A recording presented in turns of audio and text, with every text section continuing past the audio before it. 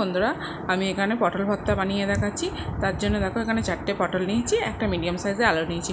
এবার পটলের খোসা কটাকে ছাড়িয়ে 4 ভাগ করে কেটে নেব। এখানে আলু জলে রেখে দিলাম। এবার আলুটাও ছাড়িয়ে নেবো। পটলগুলো ছাড়ানো হয়ে গেলে আমি এখানে আলুটা ছাড়িয়ে নেবো। আলুটা ছাড়িয়ে 2 অর্ধেক করে কেটে নিয়েছি। এবার চলো ভাতটাও বসিয়ে দিই। তার জন্য আমি এখানে 1.5 কাপ চাল নিয়েছি।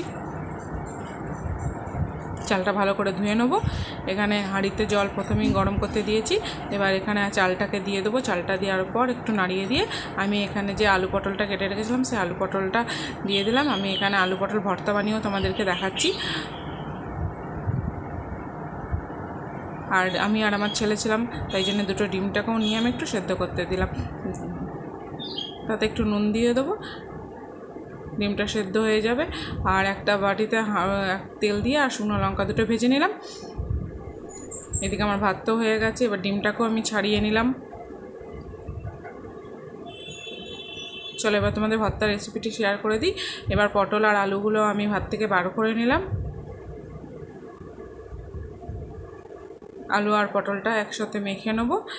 আর অল্প একটু পেঁয়াজ কুচি আর যে লঙ্কাটা ভেজে নিলাম সেই লঙ্কাটা, তেল আর লঙ্কাটার মধ্যে নুন দিয়ে ভালো করে চটকে মেখে নেবো।